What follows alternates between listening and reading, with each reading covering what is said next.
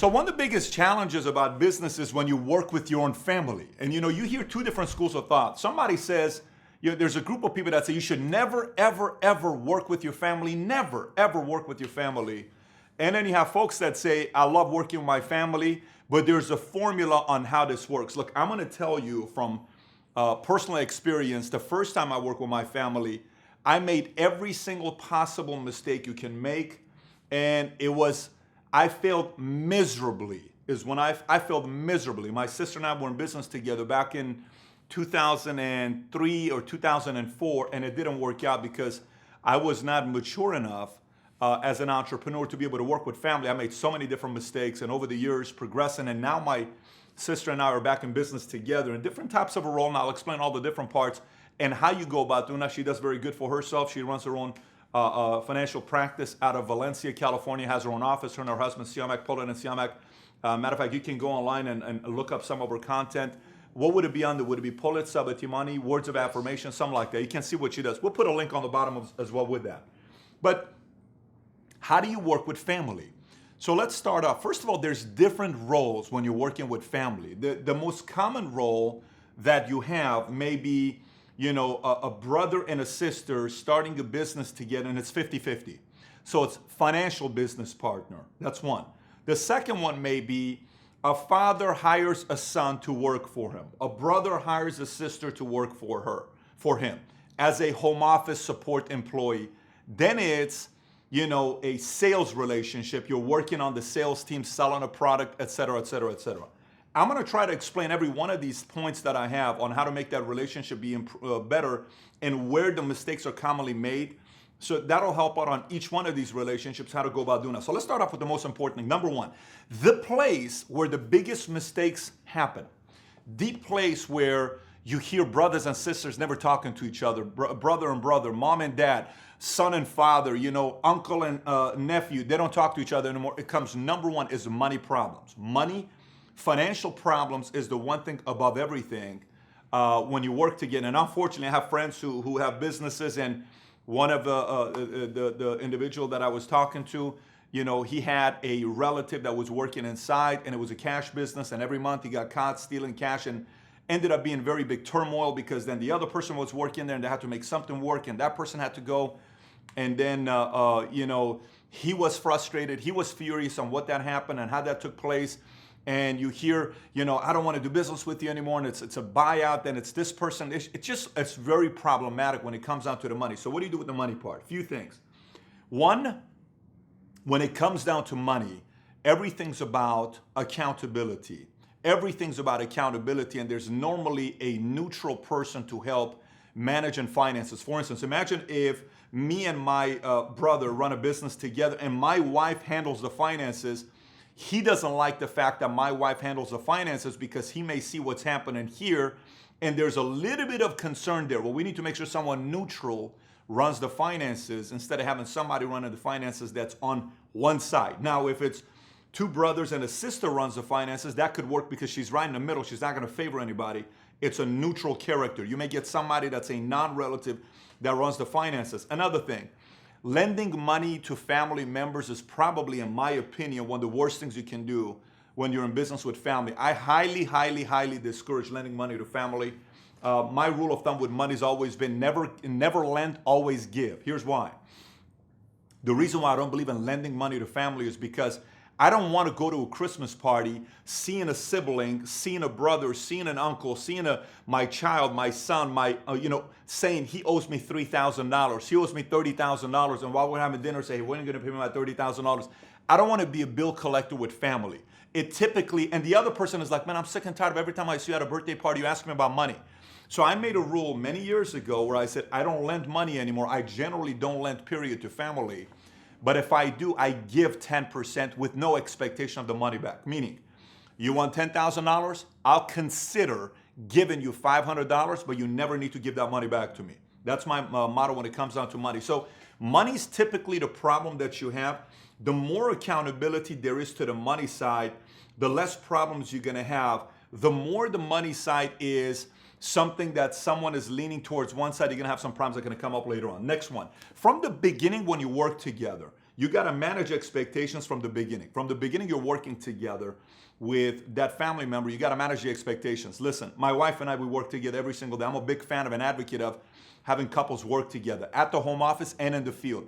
Our company is probably predominantly ran by couples, husband and wife teams that do very, very well for themselves. And at the home office, I like hiring people where husband and wife work together collectively at the home office support. So my wife and I work together. How do we make this happen? Here's what happened. One, we couldn't be in the same office for too long. I'm loud, she's not. She's calm, I'm more, loud. I may be a little bit more stronger when it coming down to negotiating all this other stuff, and she may be complete opposite. So I can't be in the same office with you because I don't get things done. No problem. We need to know that up front. I'm the CEO, she runs operations, and I tell her, I said, babe, in the house, you run the show. Whatever furniture you want to buy, you buy it. Whatever you want to buy with TV, all this other stuff, you buy it. But when it's at work, I'm the CEO, your operations. We don't talk at work as a husband and wife. We talk as business, as you are the operations, I'm the CEO. So if I'm having a meeting, board meeting, my wife is being held accountable the same way as everybody else is, because we're running a company together. We're running an operation together. Now, this was difficult for the first 3-6 months, but then afterwards, we've had no problems with this because we manage expectation up front. When you work with somebody, let's just say a brother's coming or a sister's coming to work with you, I'm gonna say, listen, this is our role. One of the best things I learned from a mentor 12 years ago, a gentleman's name was Tim. He said, we have the salt shaker, we have the pepper. Salt is family, pepper is business. Today, we're setting aside the salt, we're only talking pepper. Here is what you're not doing good at, and this needs to improve. I'm talking purely business performance. This is not working out, what are we gonna do with this? Boom. Then set aside the pepper at the end, bring the salt in and say, I love you, you're my brother, you're my sister, you're my mom, you're my dad, you're my kid, you're my son, you're my daughter. I love you, but at the same time, we're running a business. Perfect. Let's get back to work, we're good to go. Okay, so it's knowing that you're managing all the expectations up front rather than having it coming up later on. Next point, more logic, less emotion. Believe it or not, it's less emotion, more logic. So when you're running a business together, it's trying to stay very accountable, very logical. After hours, it's emotional. I can't believe you're going through this, all this other stuff. Business is more logic. Business is numbers. If you don't run a business right, you will be out of business. And guess who's emotionally affected by it? Everybody. So you gotta logically do all the right things. If a person's not running their department correctly, that's a logical mistake. You need to work on that department, whether you're brother, sister, kid, son, daughter, brother, mom, doesn't matter. That department needs to run tighter, more logic, less emotion. After hours, more emotion, less logic, because it's more love, et cetera, there you have it. Now, on the complete opposite side, lots of complimenting is my next point, is compliment. Hey, you did right. This was good. Thanks for doing that. I appreciate the respect. I sent a message out the other day to one of the guys I work with, and I said, I was in a convention, insurance convention 4 years ago, and I met this family who run an insurance practice, and their son is with them now. They're 75 years old, happily married for 45 years.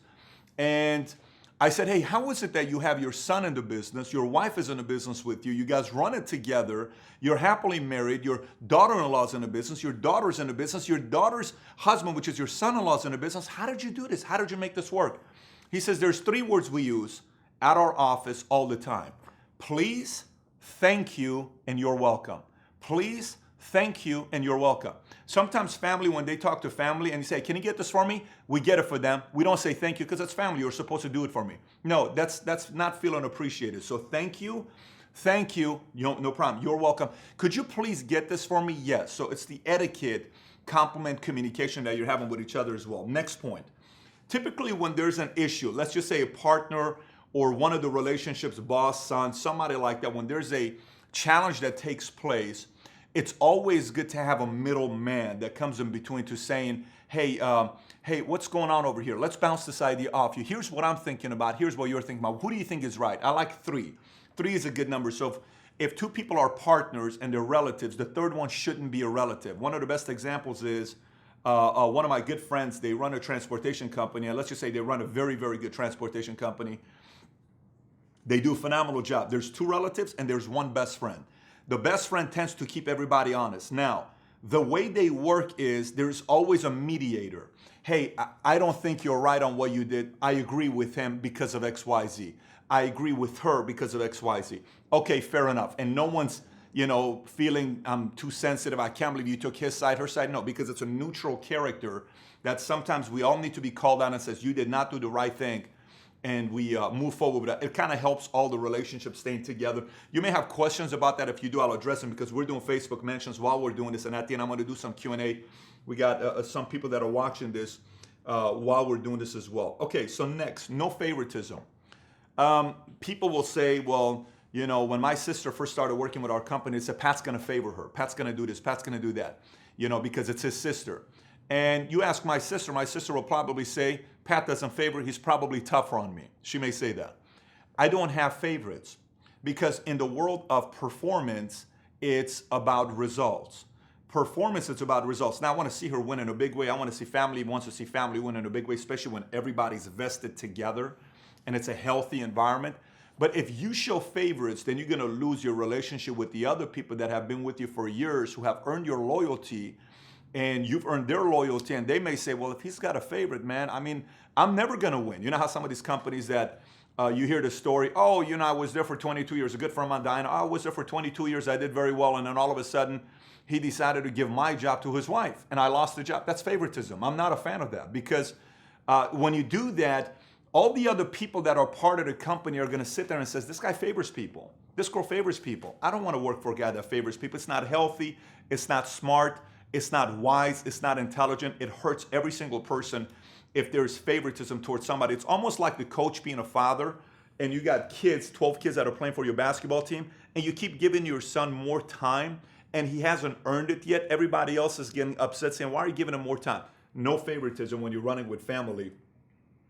Doesn't help anybody. Transparency. There's got to be transparency.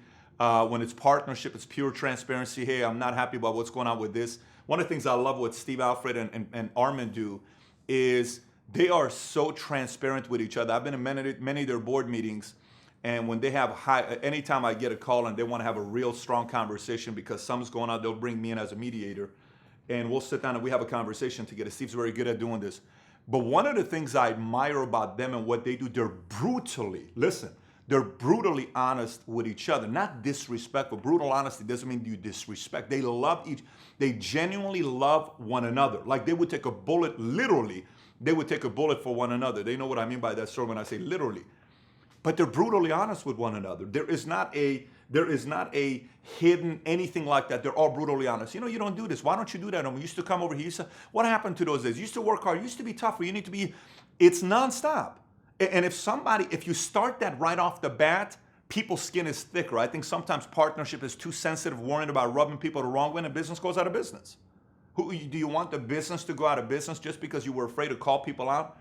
Pure transparency when you're running business because everybody needs to pull their own weight. You're still running a business together. Next, no privileges. No privileges. I've worked at places before myself where the son I'm competing with, he had privileges over I did.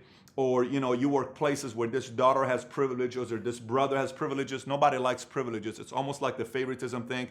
But sometimes they take Thursday, Friday off and go golf. And that's not necessarily favoritism. That's privileges they have that you may not. They take 3-hour lunches. You're supposed to be back within 90 minutes. It's a different story. So it's important to not have any type of privileges. So another one is, for me, like let's just say people ask me a question. They say, Pat, if you have, when your kids later on want to go into business, what are you going to do with your kids that go on into business? Okay. I'm a big fan of putting a very strong team together. I have an incredible counsel team.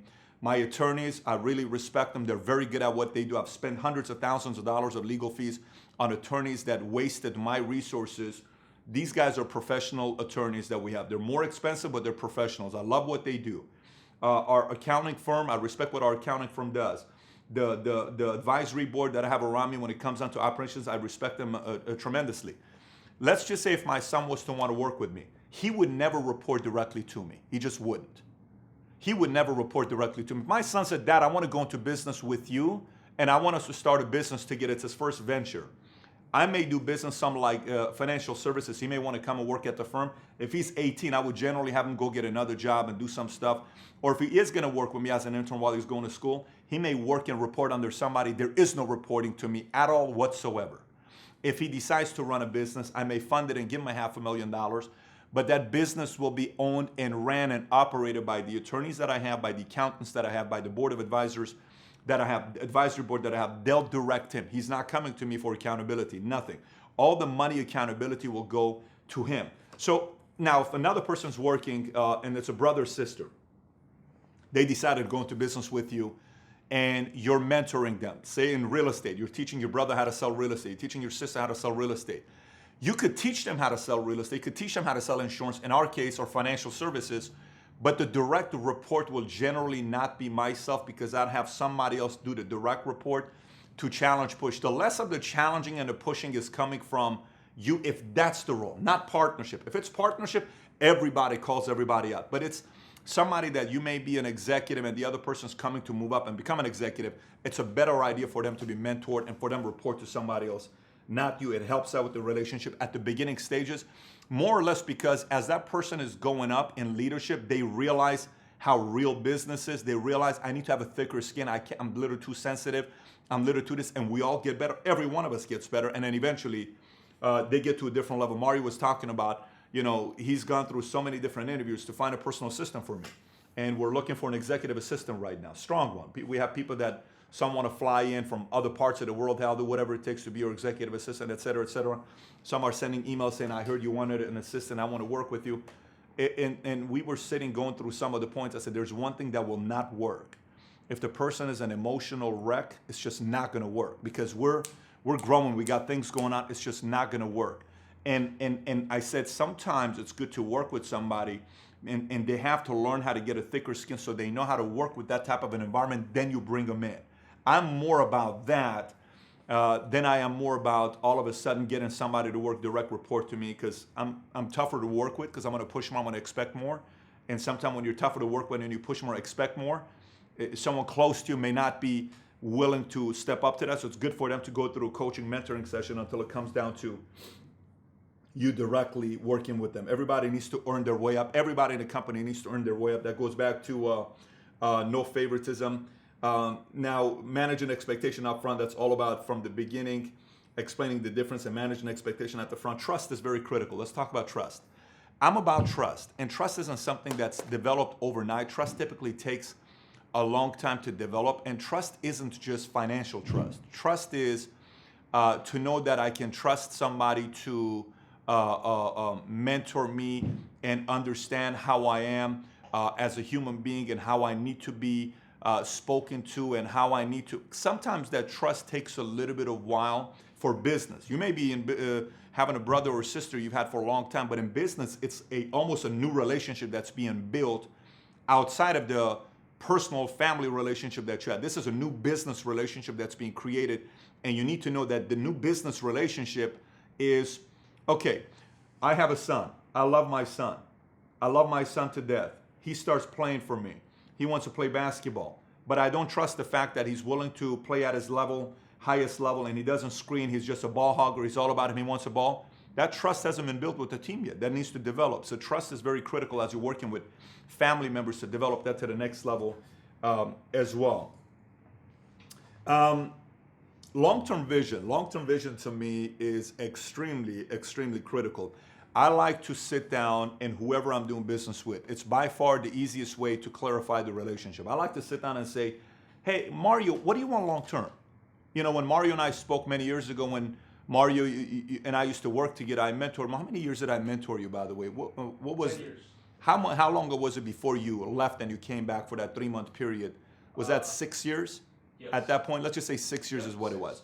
And then Mario called me, and he came and we sat down and went to this nice restaurant in Ventura. It was an Israeli restaurant. I don't know what the name of the place was. What was it? It was like a Mediterranean habit or something. Yeah, I don't know what it was. All I know is they had incredible liver is what they had. I know most of you guys are probably disgusted by liver. I don't remember the name. It was phenomenal. Israeli. Some of you guys who are from there, you know what that place is. It's phenomenal. And I said, Mario, what do you want? Forget about what I'm doing. Forget about what this person's doing. What does Mario want? And Mario went through the stuff that he wants to talk about. He says, this is what I want. I said, then forget about everybody else's goal. That's yours. Let's make this happen. Fair enough. Hey, what do you want? here's what I want. And sometimes people don't know what they want, and you got to help them. If you're the leader, you got to help them clarify on what they want. So brother, partner, what do you want to do with this? My long-term idea is to become a millionaire and do this, do this, do that. Okay, this is what I want to do. Now, what do you want? You know, I just want to get to $100,000 of your income, and, you know, I want to spend more time with the family. Great, now let's help you get to this point. Now, what do you want? So whatever it is, once you find out what you want, your goal, if you're the leader, is to constantly bring you back and remind on why we're doing this and what do we want. Hey, I want to work with family because I want us to be around each other for the rest of our lives. I just love you. You're my family. I feel the same way. Let's make sure this happens, but I also want your dreams and goals to become reality based on the efforts that you're putting in. No problem. Let's go make this work. So long-term vision helps a lot of things get clear if you talk about it up front and understand what their long-term goal, their long-term why is, their long-term vision is for, what they want to do. So long-term vision is very, very critical. Communication is by far the biggest one. There's nothing worse than, you know how a husband and wife know how to rub the other one the wrong way, okay? I'm not talking physically, you know, extracurricular activities. I'm talking about like literally, you know how to rub the other person the wrong way. So most wives know how to tick off the husband. It's one comment or one thing you say, right? Most husbands know how to tick off the wife. Most wives know when the husband is upset. Most husbands know when the wife is upset. In a working environment, you know, to say something like, I just don't want to talk, I'm going home, let's not talk anymore, da, da, da, da, da. No, that's not healthy. We're mature, we need to communicate. It's important to be communicating as you're going through and you're dealing with somebody that's in business with you. Communication is extremely critical. The more open you are with communication and the more you over communicate, the better you're gonna have a chance of sustaining that relationship. So it's not a, we try to work together, didn't work, boom, next. We try to do this together, didn't work, next. We try to do this together, didn't work, next. We try to do this together, didn't work, next. No, communication typically helps. And by the way, Mario, what's going on? Did it die? Did the battery die? It was too much power for the... Too much power for what? Okay, got it. Let's continue. So the book I suggest for this is called Crucial Conversations. It's a phenomenal book. 2 million copies sold. I actually went to a course that you teach Crucial Conversations. And I remember at this Crucial Conversations, one of the families that was there, it was the mother and her 3 daughters and son. They were all there together. They were all there together. And it was classic watching this because they were all talking about problems that they have, issues that they have, challenges that they have. It was purely transparent as they were talking about, but they said the biggest problem was communication. That's a great book to read while you're working with your own family together. Then the next thing is not ignoring, addressing things up front. Again, it goes back to the same thing I just talked about right now. And then knowing at the end of the day that your relationship with your family is by far more important than the business. Now, saying that, this doesn't mean if somebody steals from you, you let them continuously steal from you because they're your son or they're your daughter. No, no. This is not the movie Horrible Bosses. If you remember Horrible Bosses, where, what's his name? Horrible Bosses, Colin Farrell is the son that takes money from the dad's business and you keep letting him do that because he's got bad habits, all this stuff. No, no, not at all. Family's important. Business is going to pay the bills, but family's important. It's important if there is no major disastrous issues that takes place with the family. It's important for the relationship to be sustained as well at the same time. And knowing there is the additional time after work, hey, let's go watch the movie. Let's go hang out. What are you guys doing this Sunday for barbecue? What are we doing with family? That can't cut. Because if that cuts, the whole purpose of going into business together is to help the relationship go higher so we can spend more time together, have a better family life. It can't be, I just don't want to talk about, I just don't want to, no, no. We still have a family to run. We still got blood. We still got things that we're doing together. Knowing how to balance those two things together. Let me find out from Mario here. Mario, did the phone die or what happened with the phone? Yeah, the broadcast stopped by itself. Really? Yeah. Can I see the phone real quick? Sure. Let me see the phone real quick here. Oh, so completely died. So it didn't charge at all. No, it was, but it was more power than the battery was receiving. So what you're telling me is that Android charger that you gave me is a terrible charger, is what you're telling me. So that's what you're really telling me. Okay, so we didn't get a chance to do mentions and ask some of the questions. We got to get Mario to learn how to use Apple iPhone, which is the most user-friendly phone, but he decides to connect it with a Droid charger and completely crashes my phone. This last 20 seconds is sponsored by Mario Aguilar for losing the battery charge in my phone. Mario, get some love for it. How about that? Huh? If you have any questions that you're watching this that you want to ask, please comment on the bottom with whatever questions you'll have. I will get back to your questions. If you do have any questions on the subject of working together with family, it is a sensitive subject, so I know a lot of people cringe when it's working with family, but I've done it for a long time and it's worked so effectively now that I know what to do and what not to do. So that's my message to you here. And if you have any questions, post them on the bottom. If you haven't subscribed to this channel, subscribe to the channel. Thanks for watching.